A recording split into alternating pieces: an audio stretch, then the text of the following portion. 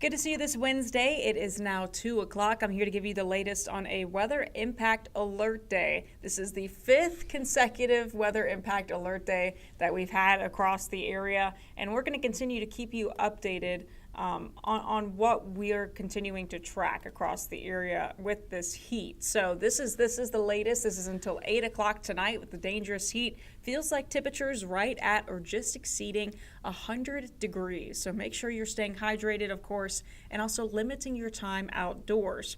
Temperatures right now across the map, we are in the lower 90s, 90 right now in Greensboro. Remember, it is 2 o'clock. We still have a couple of hours to even get hotter than this. 96 feels like in Greensboro, 98 in Winston-Salem, 96 in Burlington. Feels like 96 also over to our friends in the east at RDU Airport. And it's all thanks to the dew points. It is very humid. It is tropical feeling outside. It's like air that you can wear. And that's why it is just so hard for us to sweat. And that is why those feels like temperatures are so high and have been so high over the last several days. A look at the satellite and radar all across the Carolinas. A couple of isolated showers, mainly in the coastline of the Carolinas and southeast North Carolina. But for us here, just nice and dry, the majority of us for right now.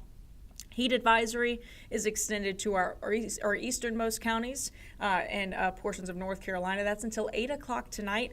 I wanted to show you like the full extent of who was being impacted by this large high pressure system that's just continuing to usher in the heat and the humidity over the last several days. Heat advisories and extreme heat warnings issued for portions of the southeast all the way up through Washington and New York, over to Memphis, Tennessee, and Dallas, Texas, St. Louis, Missouri, also seeing lots and lots of heat advisories all across the region. Lots of people are being affected by this heat. This afternoon, we're going to be in the lower 90s, up to around 92, 93 degrees, feeling like 100 degrees. Heat risk for the day today, we are in a level 3 out of 4. That is pretty high, and that means that there's a major risk for anyone that's outside and without AC. If you're going to be spending time outdoors, make sure that you seek out air conditioning areas to be able to cool off.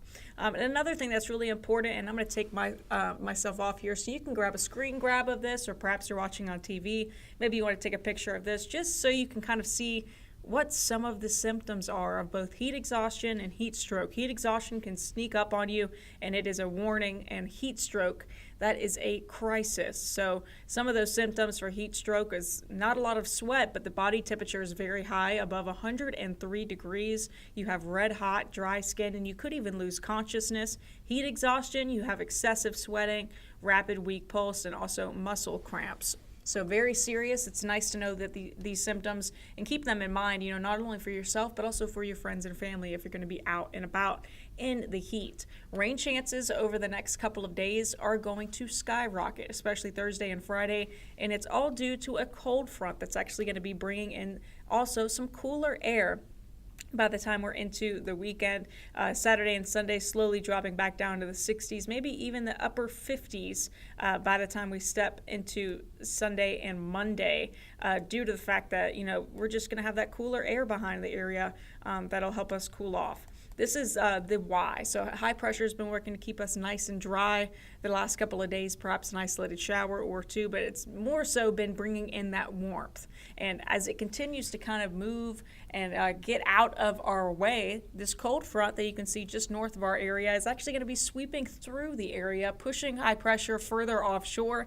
As this makes its way through the area, scattered showers and storms are going to be expected across the region, plus cooler air. So I'll show you that here on the Futurecast. Here's all the way through 11 o'clock tonight, 11:45, still around 80, still lots of clouds, perhaps an isolated storm or two over the next several hours, but much more widespread by the time we step into Thursday afternoon and Friday afternoon. Here's Thursday by around 7 or 8 o'clock. Really could see those storms kind of popping up and across the area. Same thing for Friday. In fact, Friday does have the risk of some of these storms bringing in a flooding threat, and that's just due to the fact that these can be very locally heavy across the region. Tomorrow, flash flooding risk, a level 1 out of 4, so isolated threat of some localized flooding. But stepping into the day on Friday, we're going to have to keep a close eye on any sort of potential for scattered flash flooding in some of these storms that are going to be pretty locally heavy across the area. The good news is we are going to be cooling off finally. I know a lot of us are excited, including myself.